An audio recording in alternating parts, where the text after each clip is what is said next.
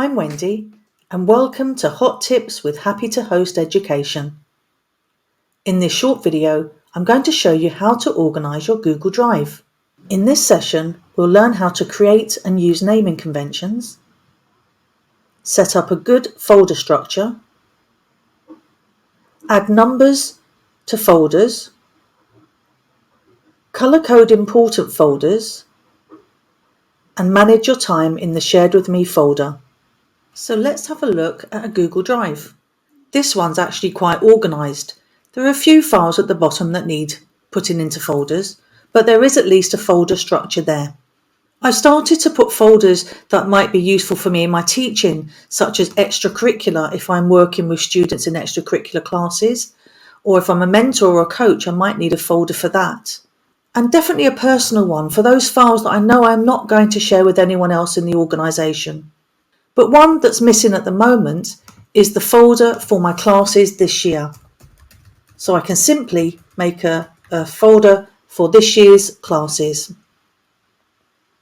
Now notice everything's in alphabetical order, which isn't the best order for this really, because my archive folder is the first in the list and that's not where I want it to be. I want my classes folder to be at the top. So a simple tip to do that is to rename and add 01 in front. Now it is important that you add 01 rather than just 1, otherwise 11 will come before 2. Okay, so if you've got a lot of numbers that you're going to add, make sure you add the zeros in. So click on that and you'll notice that pops to the top. So let's do that for another one. Here's the coaching, let's rename it, let's put 02 there. And I can carry on doing that for all the ones for my teaching. So they are now in an order that makes sense to me rather than alphabetical order. Now, as this one is such an important folder, I want to colour code it. So again, I'm just going to right click, change colour and make sure it really stands out in my folder structure. Now I've got the folders as I want them, I can start putting things in them.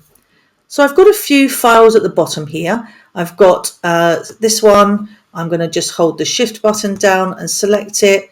And I'm going to hold the control button down and select this one. And that means I can select one that's not next to the others. And I'm going to simply drag them now into the folder that I want it into. So this is my classes of 2022. Let's open that folder and see what we've got. I now need a subfolder. So let's make a new folder. And this one's going to be science. And then I can select all three of these by holding shift down and move them into my science folder. And again, if I've got several folders or subfolders I need there, I can colour code them and put numbers on them too. But what I want to focus on now is the naming convention of my files. It's something that we're all pretty bad at sometimes. We quickly name something and we throw it in a folder. But when we come back to look at it, we think, well, sales worksheet, is that really a good enough description? So let's look at how I've done it properly here with Unit 1, Science, Cells, Choice Board. So I've got my unit number, the description of what it is, science and cells, and then a description of what the actual document is. So if I get used to doing that and it becomes a habit, it becomes much easier later on. So I'm just going to add the same naming convention to this one and say OK. So there we go, I've got the start of a good organised drive. Now the area that's not so organised is my Shared With Me.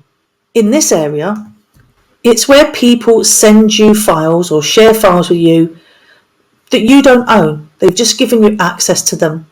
And sometimes you need them and sometimes you don't. So it's a holding pen. But what you don't want to do is to keep coming back to these files, to the Shared With Me area to look for these files. Instead, you should go into there every so often, look for the files that you need, and then go to the three dots, add a shortcut to Drive, and while you're there, organise them so that you've got them in the right folder for where you need to look for them. Now that will add a shortcut. So if it's updated at the other end, it means the file that you've got in your drive will also be changed. Now, if I go back to my drive and I look for that file, it's there, and the shortcut has this little arrow there to notify it's a shortcut. So don't use your shared drive as a place to search for things. Use it as a holding pen. If you need the resources regularly or any of the files regularly, organise them in your My Drive.